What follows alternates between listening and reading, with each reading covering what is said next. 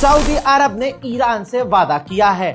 मैं उस खत की बात कर रहा हूं जो खत सऊदी अरब के मंत्री खुद लेकर पहुंचे थे, मोहम्मद बिन सलमान का पैगाम लेकर पहुंचे थे एक खत के अंदर ईरान के सुप्रीम लीडर के लिए। उस खत के अंदर की 3-4 बातें सामने आई हैं। हालांकि बातें और भी हैं, लेकिन कुछ बातें ऐसे हैं जिसमें यह कहा गया है कि सऊदी अरब ने ईरान से वादा किया है कि जब तक हम इजराइल से नॉर्मलाइजेशन नहीं करेंगे, जब तक इजराइल फिलिस्तीन को मान्यता नहीं देता, 2 स्टेट सॉल्यूशन नहीं होता।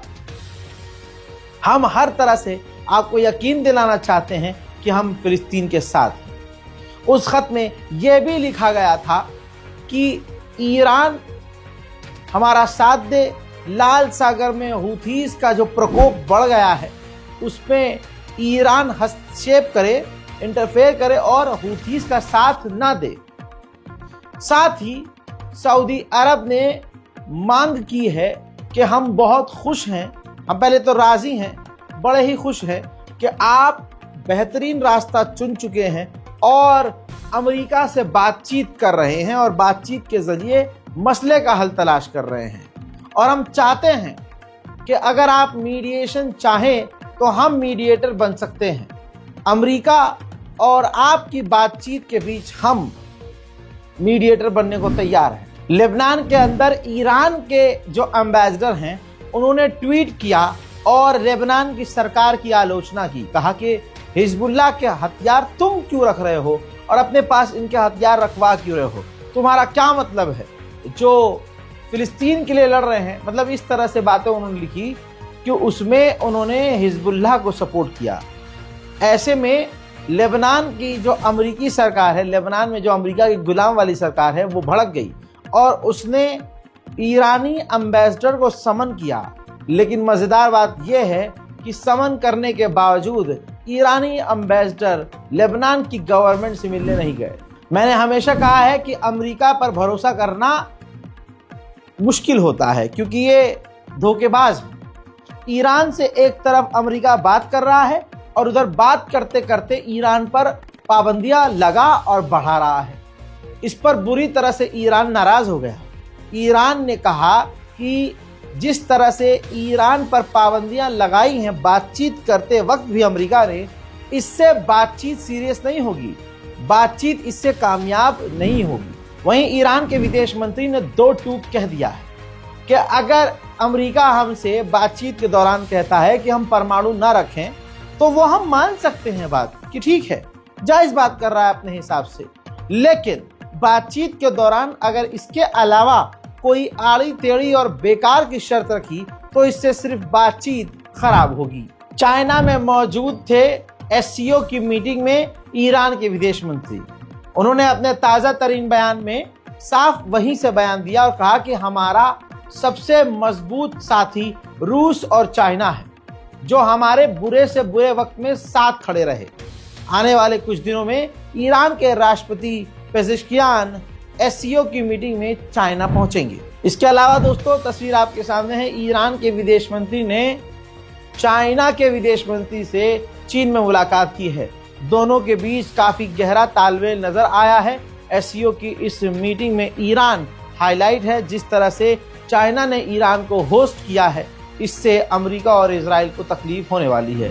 बहुत सारे लोग क्यूरियस हैं, मतलब वो जानना चाहते हैं कि ईरान और अमेरिका बात कैसे कर रहे हैं जब एक टेबल पे नहीं बैठे। तो देखिए, ईरान के साइड का एक कोलाज आया है जिसमें ईरान का जो पूरा ग्रुप है जो कि रोम में बैठा हुआ है अलग एक मीटिंग रूम में, और उनके साथ जो टेबल पे हैं वो सब के सब ईरानी हैं।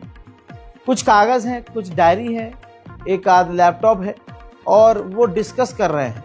ऐसा लग रहा है कि आपस में ईरान के लोग कई मुद्दों पर डिस्कशन कर रहे हैं, फिर वो कागज़ पर लिखकर मीडिएटर किसी इंसान को दे रहे हैं और उसी जगह मौजूद दूसरे कमरे में अमेरिका के ऑफिशियल्स बैठे हुए वो इनको जवाब दे रहे हैं, इनका जवाब पढ़ रहे हैं और इस तरह से अलग अलग जगह दोनों बैठकर, आमने सामने नहीं, अलग अलग जगह बैठकर मीटिंग कर रहे हैं। जो बात मैंने परसों और कल कही वो बात ईरान के विदेश मंत्री ने आज लिख दी है।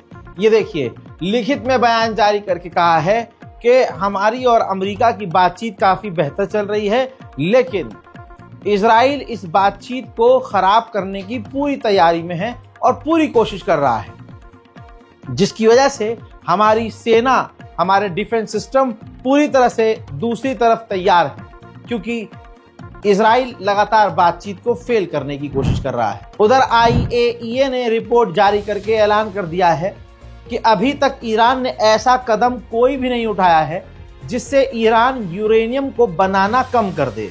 यानी ऐसा कोई कदम नहीं उठाया जिस कदम से लगे कि ईरान परमाणु नहीं बना रहा है। वहीं अमेरिका के विदेश मंत्री ने कहा कि अगर Iran civilian nuclear power plant चला रहा है तो यूरेनियम वो विदेशों से दूसरों की तरह इंपोर्ट क्यों नहीं कर रहा, वो यूरेनियम खुद क्यों बना रहा है। जाहिर है वो परमाणु बम बना रहा है। ज्यादातर दुनिया में जो देश हैं इंडिपेंडेंस डे अपना अलग अलग लेवल का मनाते हैं।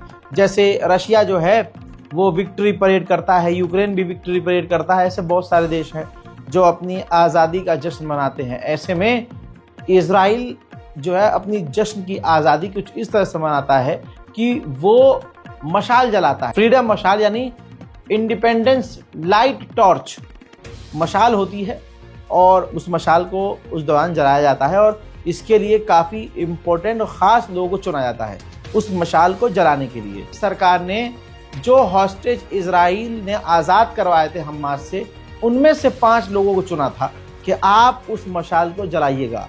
बड़ी बात ये हो गई कि उन 5 ने सीधा इनकार कर दिया कि भाई साहब हमें माफ़ कर दो। जिसके बाद उस टॉर्च को, मशाल को जलाने के लिए मूसाद के उन एजेंट्स का नाम सामने आया है जो उस टॉर्च को जलाएंगे, जिन्होंने पेजर अटैक में अहम भूमिका अदा की थी और लेबनान के हिजबुल्लाह के संगठन के बड़े बड़े लोगों को मार दिया था। रिपोर्ट के हिसाब से बात करूं तो इजराइल के ऑफिशियल्स और मूसाद और इजराइल की इंटेलिजेंस चीफ के हेड सब के सब डोनाल्ड ट्रंप के रवैये से शौक में हैं, क्योंकि चुनाव जीतने से पहले डोनाल्ड ट्रंप सीधा ईरान के न्यूक्लियर साइट को उड़ाने की बात कर रहे थे और इससे इजराइल बड़ा खुश हो रहा था। लेकिन अब ट्रंप नरम पड़ चुके हैं और ईरान से वो बातचीत कर रहे हैं और ना इजराइल को हमला करने का कोई आइडिया दे रहे हैं। जो बात मैं कहता हूं तो लोगों को लगता है कि मैं अपने मन से खुशी खुशी कह रहा हूं ईरान की तारीफ में। अबे भाई, आज उन तमाम लोगों का मैं मुंह बंद करने वाला हूं। अमेरिका के टॉप रिटायर्ड जनरल कमांडर ने ऑन एयर टीवी पर कह दिया है कि आज ईरान के पास इतनी ताकत है कि वो एक दिन में इजराइल को मिटा सकता है, लेकिन ईरान ने कई बार टकराव होने से बचाया है और जंग की तरफ कदम नहीं बढ़ाया है। सुनिए आप और देखिए पूरा सबूत।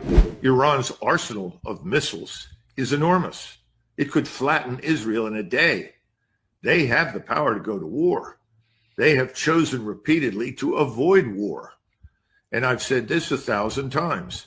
No one in the Middle East is interested in a war except Israel and the United States. That's it. There's no one else in the region that wants a war. Everyone is going to go to great lengths to avoid a war, not because of Israel, but because of us. The Iranians don't want to go to war with us. The Iranians... हार का डर तो देखा Netanyahu को भी है। Netanyahu ने अब बयान जारी करके कहा कि अगर इजराइल ईरान से हार जाता है तो अगला निशाना ईरान का यूरोप होगा। यानी आपको याद होगा ऐसा ही ज़ेलेंस्की कर रहा था। यूक्रेन का ज़ेलेंस्की कह रहा था अगर जंग हम हार गए तो रूस का अगला निशाना हम सभी होंगे, यानी जो यूरोप के देश हैं, नाटो के देश हैं। लेकिन आज यूक्रेन का क्या हाल है आप देखें। रूस के विदेश मंत्री सर्गेई लावरोव ने बयान जारी करके कहा है कि अमेरिका और ईरान जो बातचीत कर रहे हैं, हम उस बातचीत को, उस तरीके को पूरी तरह से सपोर्ट करते हैं।